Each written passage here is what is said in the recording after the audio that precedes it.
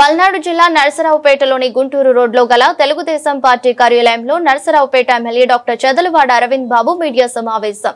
ఈ సందర్భంగా ఎమ్మెల్యే మాట్లాడుతూ సరిగ్గా 30 ఏళ్ల క్రితం ఇదే రోజు నారా చంద్రబాబు నాయుడు సీఎంగా ప్రమాణ స్వీకారం జరిగిందని, అయితే తన మార్కు పరిపాలనతో ఆంధ్రప్రదేశ్ ను అత్యుత్తమ రాష్ట్రంగా తీర్చిదిద్దారని, నారా చంద్రబాబు నాయుడు పరిపాలన రాష్ట్రానికి కాదు దేశానికి ఆదర్శమని, రాజకీయాల్లో నేటి తరానికి చంద్రబాబు ఎప్పటికీ మార్గదర్శి అని అన్నారు.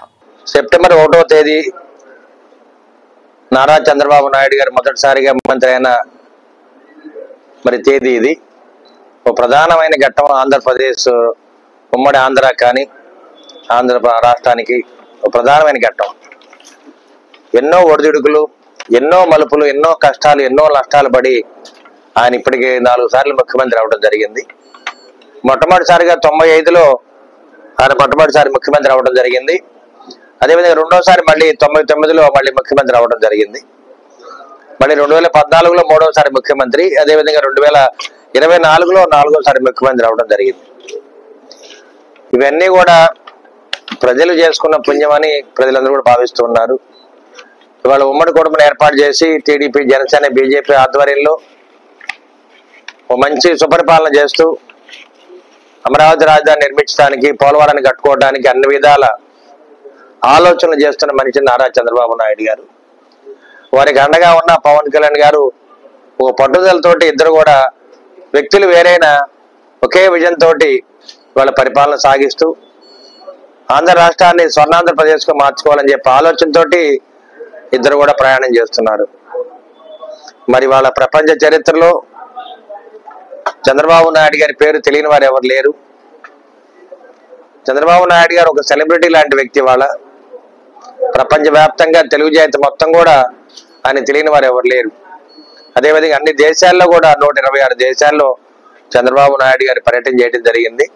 ఎన్నోసార్లు పర్యటన చేశారు. ఆర్థిక వ్యవస్థలన్నీ కూడా మార్చడం జరిగింది.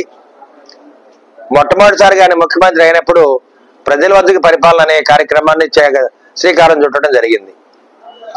అదేవిధంగా 95లోనే జనవరి 1 డ్వాక్రా గ్రూపులను కూడా మహిళలకి ఆర్థిక పరంగా స్వావలంబన చేకూర్చడానికి ఆయన ఆ కార్యక్రమాన్ని కూడా చేపట్టడం జరిగింది.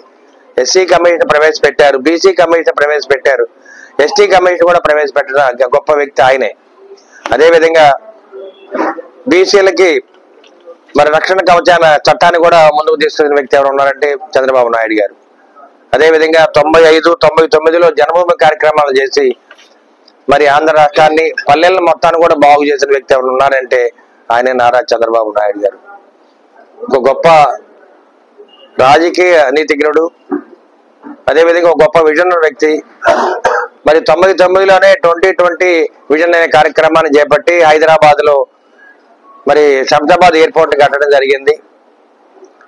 హైటెక్ సిటీ కానీ, సైబరాబాద్ సిటీ, ఇవన్నీ కూడా దగ్గరుండి ఆ కార్యక్రమాలన్నీ నెరవేర్చిన వ్యక్తి ఎవరు ఉన్నారంటే ఆయన నారా చంద్రబాబు నాయుడు గారు. అదేవిధంగా ఇవాళ కూడా 2047 అనే విజన్ తోటి